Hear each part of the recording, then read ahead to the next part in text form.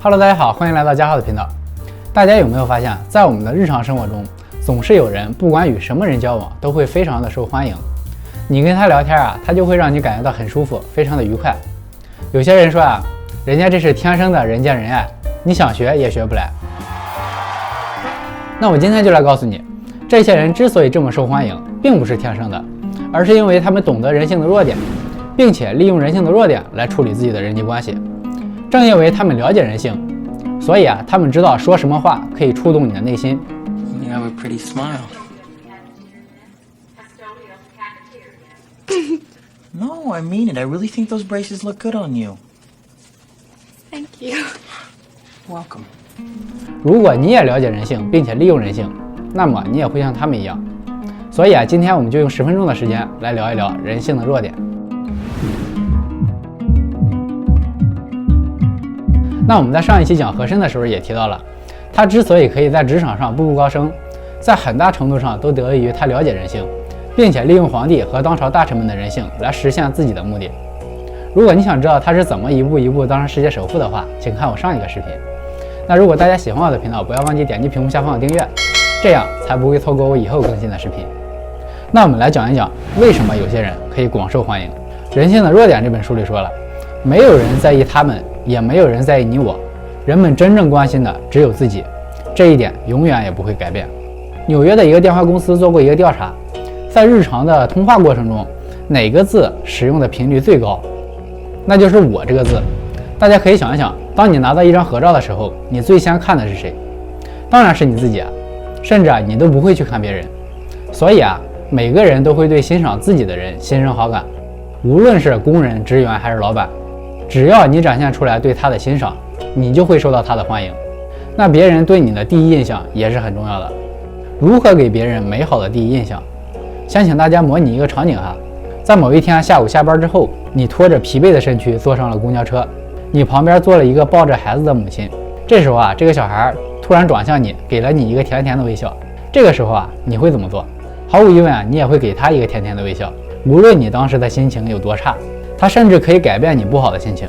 所以啊，行胜于言，笑容就是建立美好第一印象的秘诀。它可以改变你自己的心情，也可以改变别人的心情。面带微笑的人，无论在管理还是教学还是营销上，都会做出更大的成绩。不信你可以随便去问一家购物中心的人事经理，一个没有文凭但是经常面带微笑的店员，和一个很高的文凭但是整天闷闷不乐的店员，他会更倾向于哪一个？当然我在这里说的只是处理人际关系方面啊。如果你独自一个人的时候，试着吹个口哨，哼个小曲儿，假装你很开心，那这些举动啊，很有可能让你真的开心起来。因为人的感觉和行为是同步的，我们通过调整自己的行为，就可以间接调整自己的情绪。经常跟面对微笑的人交往，你自己的心情也会变好。所以啊，我们在面对别人的时候，只要经常面带微笑，你就会给别人留下一个美好的第一印象。那怎么样才能引起他人的兴趣呢？那就是啊，在聊天的过程中，多谈一谈对方感兴趣的话题，这是直抵对方内心深处的捷径。不要一味的诉说，没有人愿意听你一直说你自己家里边的家长里短，不要做祥林嫂。唉，真傻。上天给了我们2个耳朵，却给了我们1张嘴，就是要告诉我们要少一点诉说，多一点倾听。人性中最深层次的动力就是对重视的渴求，做到了我们前面说的这几点，对方就会认为你很重视他，这样对方才会乐意与你交流。所以啊，人性的弱点告诉我们，要想赢得别人的喜爱，其实很简单，你只需要做到建立对他人的兴趣，面带微笑，谈论对方感兴趣的事情，专注倾听。以上的技巧适用于所有人群，无论你处在什么位置，通通适用。那如果你是领导者，人性的弱点也教给你一个让别人为你效劳的方法。书上说，普天之下要想让别人为你效劳，那方法只有一个，那就是让别人心甘情愿的自己去做。那就有人说了，我想要员工配合我的工作，我可以用开除来威胁他们，这样他们就会好好的为我工作了。我想让我的孩子听话，我可以责骂或者恐吓他。我想要你的手表，我可以拿枪指着你的头，让你把手表给我。那这样做确实可以达到你自己的目的。那这么做带来的后果你想过吗？所以说呀，要想让别人帮我们办事，唯一的方法就是你给他想要的，这样他才会心甘情愿地做这件事情。喜欢钱的，你可以多给他开一些工资；喜欢升职的，你可以多给他一些职称；喜欢安稳的，你可以多给他一些福利和保障。这样他才会心甘情愿地为我们做事。在人性根源的深处，强烈渴求着他人的欣赏。无论对方有多么大的成就，在面对赞美的时候，都会工作得更加尽力；而被批评的时候截然相反。在对待孩子的教育的时候，也是同样的原理。每当孩子交上一个漂亮的成绩单的时候，我们要记得夸奖他；当他为自己完成了某个成就而感到高兴的时候，你也要为他喝彩。父母的关注和认可是孩子最渴求的，这样才会让他有继续创造的勇气。切记不要与人发生争论，争论永无赢家。人性的弱点告诉我们，要想赢得争论的方法只有一个，那就是避免争论。就好像《孙子兵法》里边说的，要想赢得战争，那方法只有一个，那就是避免战争。在大多数情况下，争论非但不会使双方和解，反而会火上浇油，使双方都会更加坚信自己才是对的。试想一下，你和你的朋友因为一件事情展开了激烈的争吵，说白了就是抬杠。即使你无懈可击，证明了你的朋友的观点是错误的，那又怎么样呢？你当然会自我感觉良好。但是对方呢？你伤害了他的自尊，让他感觉低人一等。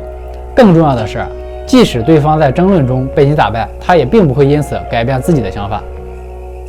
这俩人性的弱点给我们举了一个简单的例子。奥海尔是怀特公司的一个汽车销售，但是他的脾气不是特别好。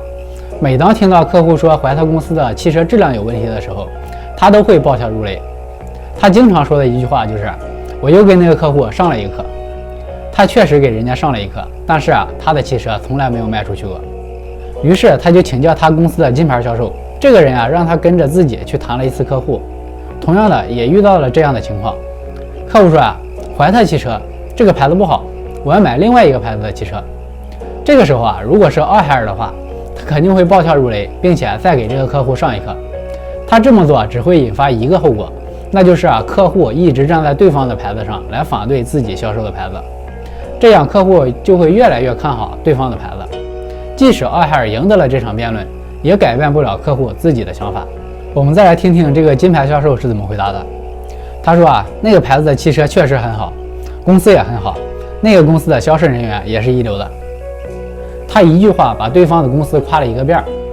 这个时候他就跟客户站在了同一个立场上，而不是对立面。他这么做不但可以让客户认同他说的话，而且还可以把话题顺势转移到自己销售的汽车上面来。这个时候他在说自己汽车的优点，对方就没有那么反感了。所以说争论也许会带来短暂的胜利，但是你却永远无法通过这个表面的胜利来赢得对方的尊敬。夫妻双方如果发生矛盾，试着用这个方法来平复对方的怒火。人性的弱点也教给了我们一个幸福家庭的法则。第一，就是尊重对方的生活之道。如果你希望婚姻美满，就不要试图改变对方，因为只要你试图改变对方，就一定会引发相互指责。第二就是学会欣赏对方。每个人都喜欢被人赞赏，婚姻中的双方也是，多发现对方的优点，包容对方的缺点。第三是尊重对方，谦和有礼。大家都知道我们在面对陌生人的时候，要比面对亲人的时候要客气得多。只有在面对亲近的人的时候，才会因为一点小小的过失而大家嘲讽。那些刻薄伤人的话，都往往是出自于我们家人之口。这也是婚姻破裂的一个重要的原因。